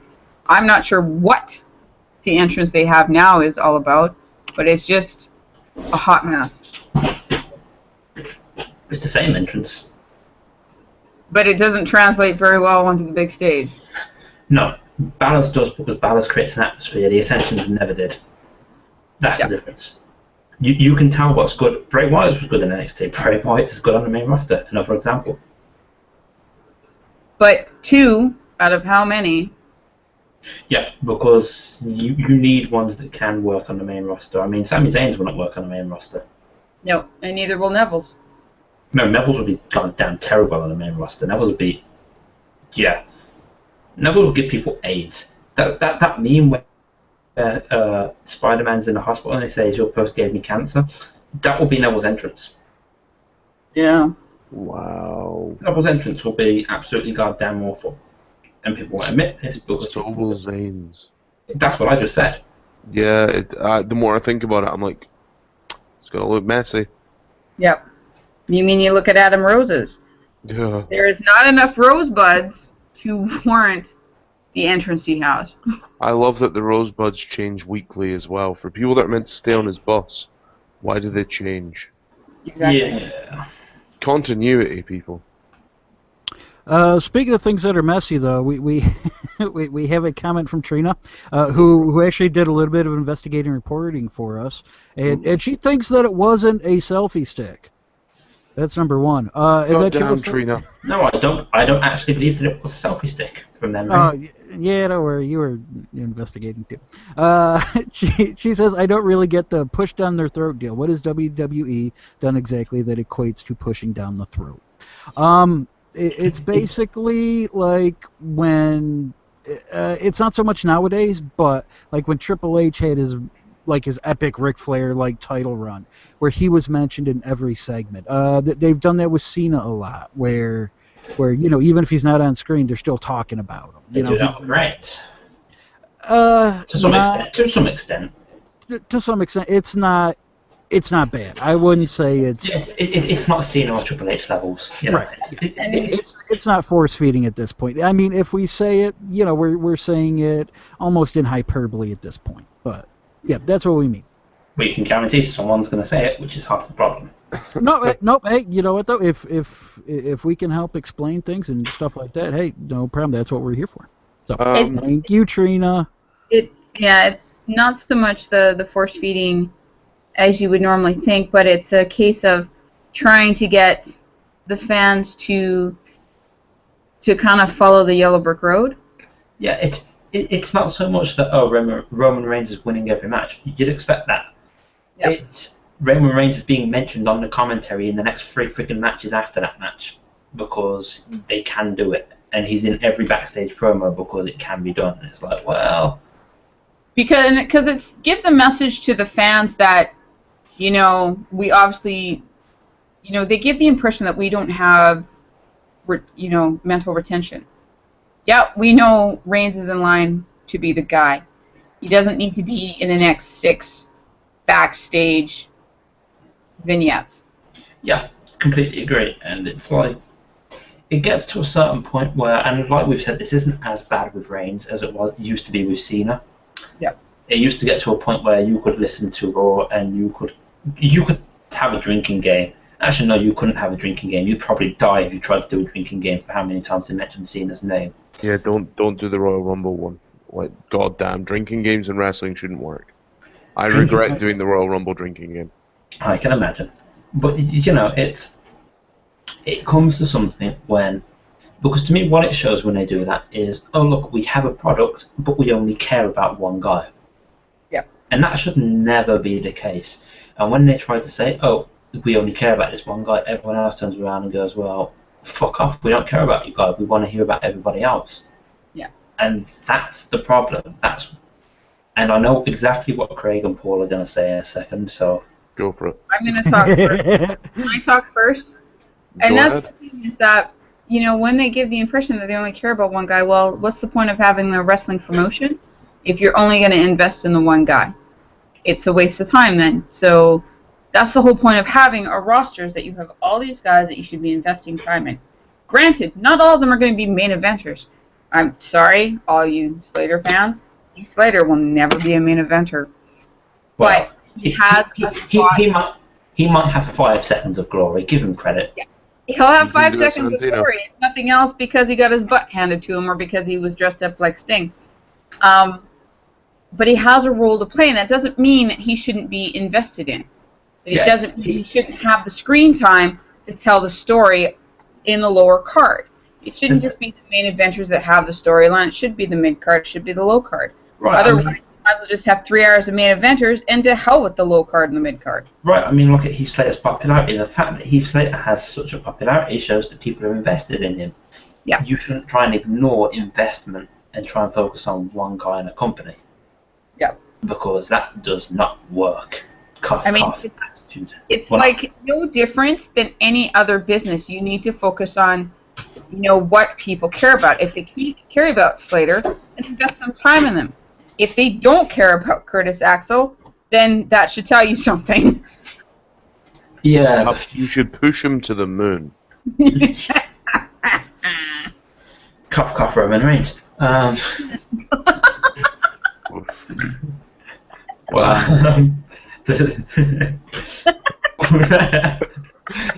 that backfired in your face, didn't it? No, not at all. I will say though. To be fair, Reigns gets cheered quite a lot more at house shows than people seem to think. I will say though, Krista, you said it's about what people want. That's got to be taken with kind of that push and shove kind of attitude, though. Well, Yeah, and that's If it's what people want, you need to balance it with what's best for the company interest. Yeah, there are times when you have to grit your teeth and push past it, Yeah. but I do think that, especially when it comes to Mania, that's a time to listen to the crowd. And Yeah. not in the sense that, oh, let's put Bryan in the main event 5 years in a row. Yeah. I'm on about in the sense that, okay, they don't want Roman Reigns in the main event. How can we make them interested in having Roman Reigns in the main event? Yeah. Is there a way? And if not, what are the alternatives? And these are the sort of things that I don't feel like they sit down and think about. I think like this is just a matter of Vince going, no. We'll put him in the main event. Put him against Daniel Bryan, then we'll put him in the main event. It's like, well, Vince, you probably should think this through a little better, because if they had done this, I mean, the reason I don't watch Raw at the moment is because I know what's happening. I read it every week. The way that they're handling Reigns, to me, is... And this is a quote that I used from one of the documentaries, from Triple H documentary. They don't like to hand people the ball because they think people will drop the ball. In this case, I feel like WWE doesn't even have a ball to give to anyone because they have no idea what the they are doing with Roman Reigns. They've handled it so poorly. They've dragged Daniel Bryan into it for no... Okay, there's a reason there, but they haven't done anything with it. And it's sort of like, well, you've listened to the crowd, but you haven't really listened to the crowd. But 6 months ago, the crowd was going absolutely apeshit for Roman Reigns. This is what they wanted. Yeah, and That's because he was a member. And you know what though? Fuck the fans. If this is their direction, go with it. no, I mean, this they're comes- not. To me, they're not force feeding them either. They're pushing them. I mean, this is what a main event push looks like. But Paul, this comes down to one: the Royal Rumble wasn't well thought out, which caused half this problem. And second off, you have the fact that, yeah, okay, Roman Reigns got booed at the Royal Rumble and people wanted Daniel Bryan. You should have used that in a way differently from having the two feud with each other, because one, that is not going to work too well. You know, you should have had them buddy up with each other, perhaps, because they're both meant to be faces. No, everything they did in the Rumble was very calculated. I mean, they knew what was going to happen. It wasn't executed well, but they knew what was going to happen. And you know what? For them to even attempt to go back on that and add Bryan into this is just such a mistake. If Roman's your future, if Roman's your answer, go with it. Don't worry about us. If you're going to commit to it, then commit whole hog. Don't, backpedal and paint yourself out of the corner. Yep. I think a lot of what the ICW or the IWC is that because Bryan got eliminated so quickly out of Royal Rumble, they're pissed off about that. I can see why he was eliminated outside the Rumble so soon, because he hasn't done a lot of matches up to this point, or at that point anyway. So there was still a case of, well, here he is, he's back, and what the hell, he's out after, 15 minutes?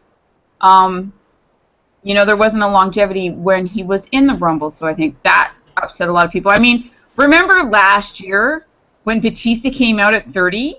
I'm pretty sure you could have even stuck Rey Mysterio in 30, and he would have gotten his ass booed. They did. You do realize that Rey Mysterio was 30, right? Yeah, Rey was 30. Okay, sorry. Rey was 30. He got his ass booed, and most people don't boo Mysterio anyway. He got his ass booed because he wasn't Daniel Bryan. So it doesn't matter who you stuck in that match. If it's not Daniel Bryan, they got shit on. But there are ways to handle that. Yeah, but I think this is the same thing as well. Is that Bryan was put into the Rumble, and people didn't like the result. So I'm pretty sure you could have had Cena win the Rumble, and people still would have booed his ass. Yeah, I would have booed if Cena won it, because I don't want him in the main event. But the issue comes in with, yes, they knew, okay, it was calculated, but the problem is they haven't handled the fallout. They've just sort of, their choices were either run with it or ignore it, neither of which would have been a good option. You have to address it, and not in a way that, we're going to randomly throw Daniel Bryan into a feud here. It should have just been, well, you have everyone start beating on Reigns. You have Bryan buddy up with Reigns. You have them supporting each other going into Mania as friends. I had the issue with, I think part of the reason this has bugged me is Daniel Bryan himself. The way they delivered it the night after the Rumble was Daniel Bryan came out and he was like, "Oh, I never got my rematch. What a shame." Because that was Vince being Vince. Yeah, it was, and I completely get that. But what you said about the fans, follow the fans, if that's the direction they're going. As Paul said, 6 months ago, if the fans wanted that, plans would have been put in place to follow the fans at that point. Well, and I think they were all cheering, sorry Craig, I think they were all cheering for Reigns because he was part of the Shield. And because Seth did the turncoat, and everybody expected... 6 months ago he wasn't, but yeah. Well, whatever. Everybody expected Reigns to be the breakout of the Shield. He wasn't, he was the flop. Yeah, he was, but he didn't break out like they figured he would because, hey, he's got the look. Yeah, he's got the pedigree because he's from, the family with The Rock and the Usos and Rikishi and the Wild Samoans. And I think they were expecting him to be the guy, the breakout star of the Shield, and it didn't happen. Breakout stars were Dean Ambrose and Seth Rollins, and here's Reigns bringing up the rear. Yeah, I mean, that was proven by the fact that they let Dean Ambrose and Seth Rollins main event Hell in a Cell. Yeah.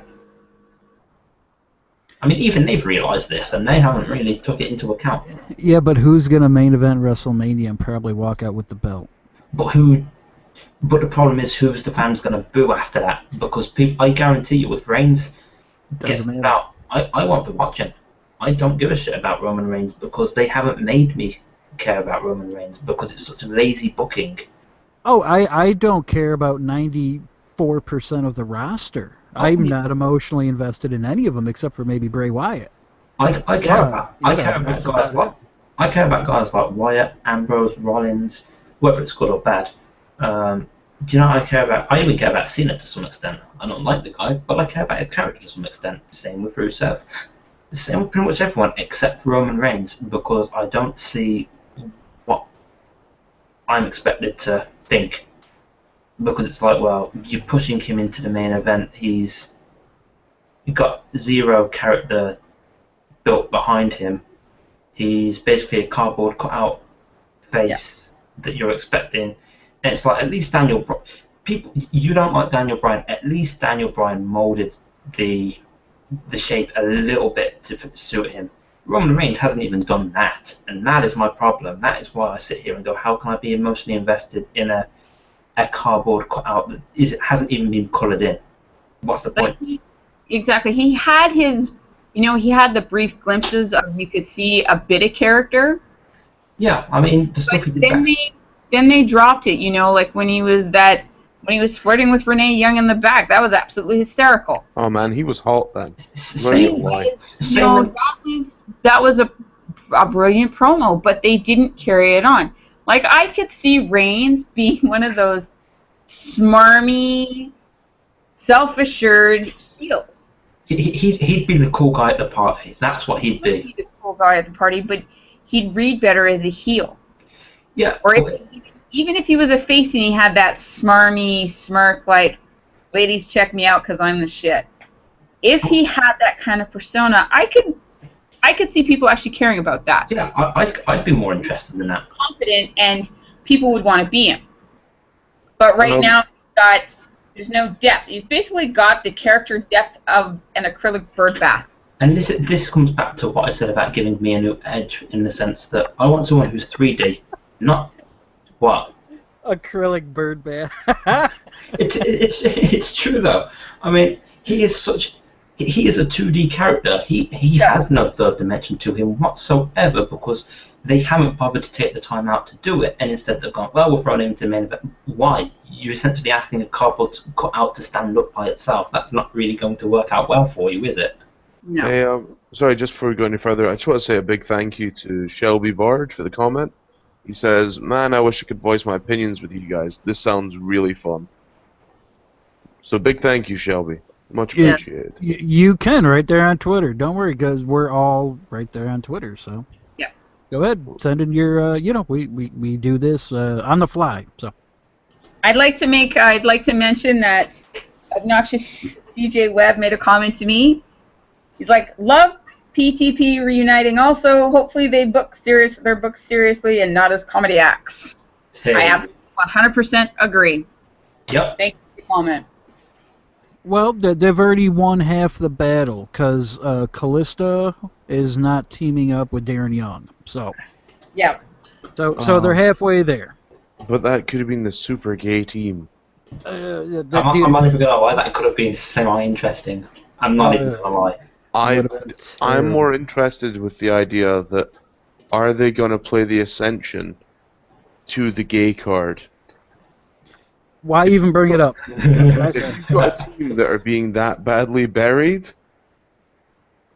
get rid of them. The Ascension needs an exact overhaul, because basically they're like road warrior roadkill. Oh, guys, did any of you see the photo I posted the other day on the Levels of Wrestling account of Axe and Smash? Yeah. No. Oh man, it is grim. Yeah. I have to go look. I would rather suck shit through a straw than see that wrestle. Oh boy, yeah, Barry Darso. Barry Darso looks pretty sexy in that. So I'll just say that. Yeah. Really sexy. Oh my god. Yep. All the boobs. You don't still have a couple more questions here. Yeah, go for it. Okay, two Divas related questions, both from Trina. She wants to know what we thought about the short little thing between Naomi and Natty on Monday. Can't comment. Yeah, go ahead. I can't comment, I said. Oh, you said, can I comment? No, I haven't said it, so. It feels like they're using divas in a way because obviously they have nothing for them. Right, it's something, and it's not revolving around the belt. I mean, yeah, it has to do with Total Divas, but that's what the whole Divas division is going to be, where it's going to be this constant circle of you have to watch this to get this. Hey, So that works better than what they've been doing for the past however many months it's been. yeah, it's something for the both of them. So you know what? Hey, I'm all for it. As long as they give them something to do, I'm okay with it. Give everybody something to do. That's the biggest problem with the Divas division is those girls need something to do, something interesting to do. Yep. Well, they expect us to watch Total Divas because Yeah. there they have something to do. And guess what? I ain't fucking watching that. I don't. But this is the thing is that for me, if the story's interesting enough, it doesn't need to have a belt in it. Like, I don't care. If the story's compelling enough and I'm actually engaged to the point where I actually care about the people in the ring and am invested in the people in the ring, a good story will get me every time.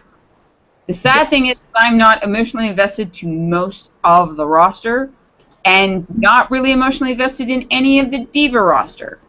And this is half of the problem. Girls. I don't care about the title defenses. I don't care who holds the belt. As far as I'm concerned, half of them are mean girls And this, that don't really play well on the screen. And this is the problem. Like I said, when Charlotte comes up, Charlotte should call them all out on it. Yep. Because at least Charlotte then will garner some interest. To some extent. And she also wants to know who we think is the best female wrestler in WWE or NXT. Charlotte. Wrestler would be Charlotte. Yeah. Entertainer, I'd be tempted to say Bailey or Paige. Entertainer, I'd say AJ Lee. Wrestler, I'd say Charlotte. I'm going to go... Sorry, go ahead. No, go ahead, Krista. Wrestling-wise, I would say, at this point in time, Charlotte. Honorable mention will go to Natty and Paige. When it comes to entertaining and a ring presence, I will put my hat off to Nikki Bella. Be the only time I do. Because she does do that mean girl, consummate heel very well. I'm going to do the super smart answer, and I'm going to say it's Sarah Del Rey because she's down there training all those girls. So that's what I'm going to say. I'm going to give the super smart answer and say Paige because she's been wrestling for like 8 years and they just can't let her wrestle properly in WWE, but she can wrestle. Okay, we've had a question. Do you think The Undertaker will be an inductee in the WWE 2015 Hall of Fame? No. 2016? Sure. 2015? No.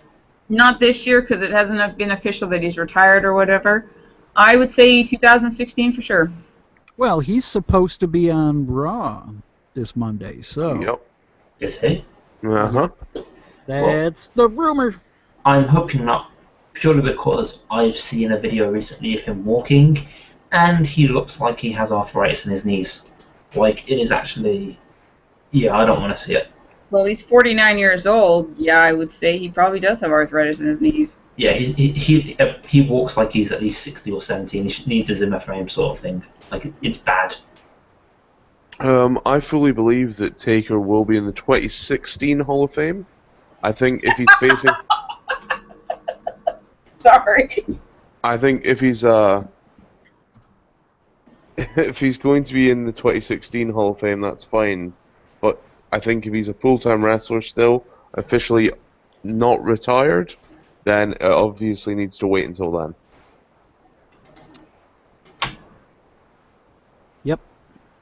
Yep, what Craig said. Agree 100%. Saying that though, who do you expect to be the last few inductees of this year? I'd like to see Nash. Don't Yeah, care. isn't Kevin Nash Rude? I want Rick Rude. Why is fucking ravishing Rick Rude not in the goddamn Hall of Fame? Get through next year. I would like to see Rick Rude in there as well. We demand Rick Rude. Yep, I want to see the porn star in there. God, wasn't he just though? He was. He was the wrestling equivalent of a porn star. Yeah, it was great.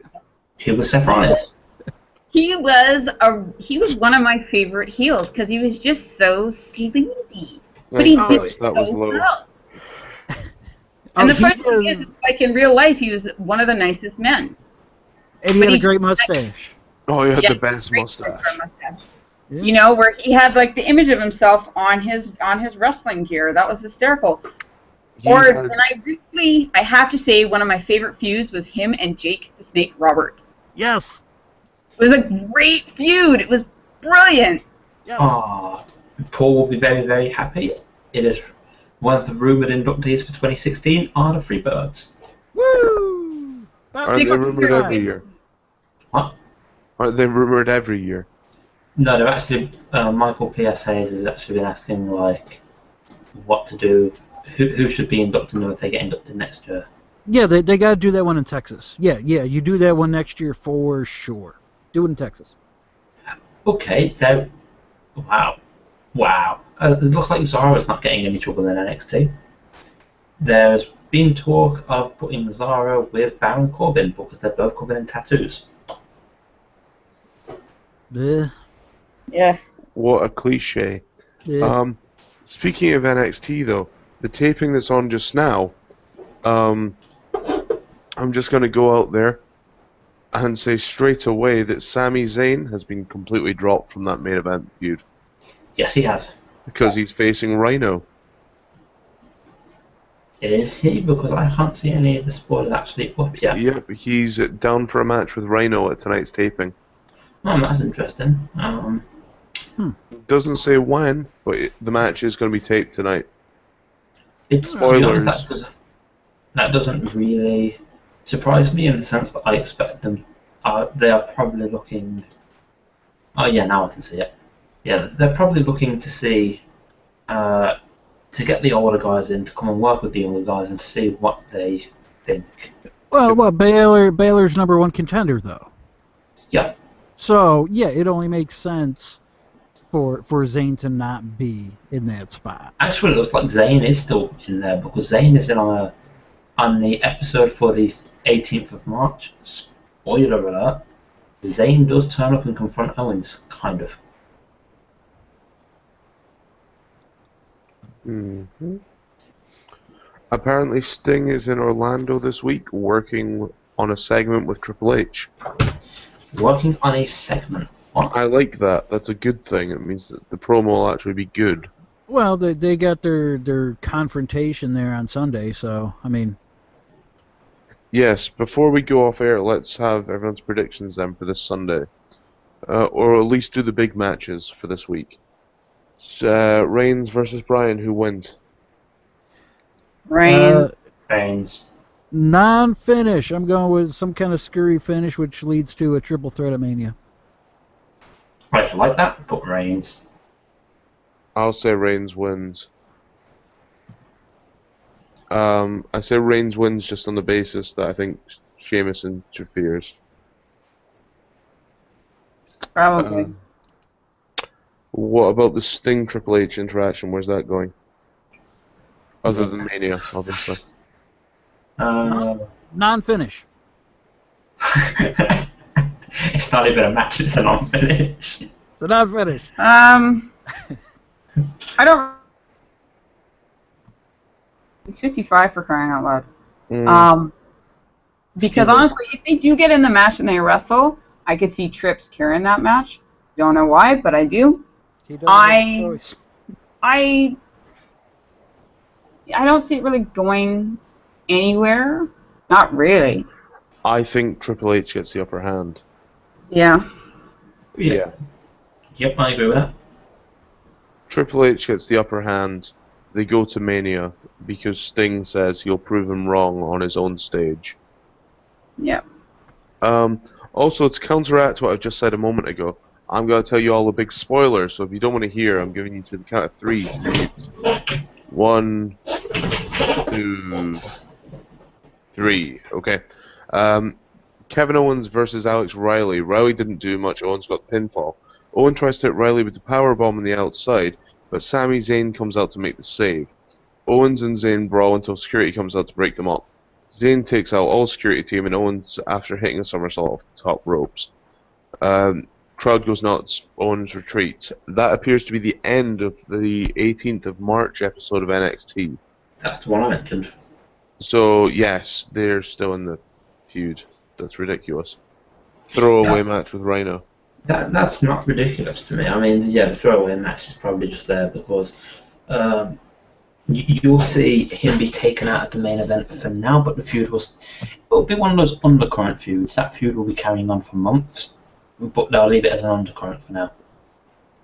You know, Zayn will be the guy that makes the save. Balor and Owens will have a match.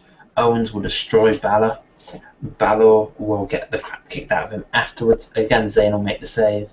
Owens will attack Zayn. Zayn will attack Owens. The next NXT episode after that will be them announcing the title, whatever, you know. Okay, thoughts on this? Shelby Bard has just said, I say that Sting will win against Triple H and take position over the Authority. Do you want to see Sting in an Authority position? Only as GM. Yeah, I'm fine with it. I mean, I didn't mind him as the authority figure on TNA. I mean, he did fine in that role. Oh, I thought his TNA role as Authority figure was hilarious. Yeah, it wasn't bad. I mean, he's never been the strongest promo guy, but he seemed to really improve and really catch his groove there. I'm just sick of the authority, the on-air authority figure. Period. Except for Stephanie McMahon. Oh God, yes. I'm even over that. Can I get more of Steph, but in less clothing, please? Of course. Thank you. Please send that to my room. I'll send you your tip tomorrow.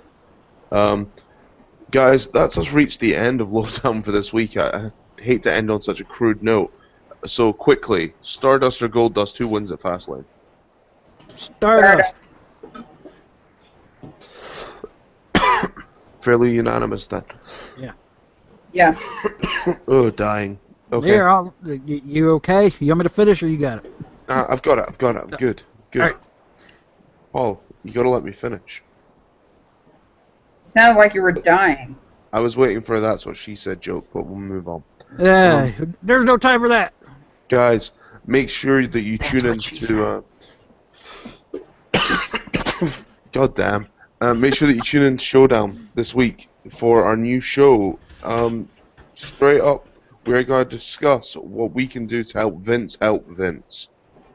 Oh my God, Craig's dying. Hopefully he'll be there. Don't forget. I can sum this up in one word. Retime. We'll see. There's still time. And listen to all our other shows too. We're good. Please be sure to tune in then. If you like what we're doing tonight, guys, go give us a like on YouTube. Be sure to check out our other videos on levelsofwrestling.podbean.com. You can also check out Just Saying, Minds of Carnage, and Ringside Ramblers from going there. And from what I've heard, there may be rumblings that Nitrocast might be popping back. Oh, there's a possibility. Shh. Well, they need to know if they're going to listen. You can't promote if they don't know. I'm like Sting. Don't worry about it. Yeah, exactly. Guys, we've been Levels of Wrestling. This has been Lowdown. We've loved having you. We'll see you again next week.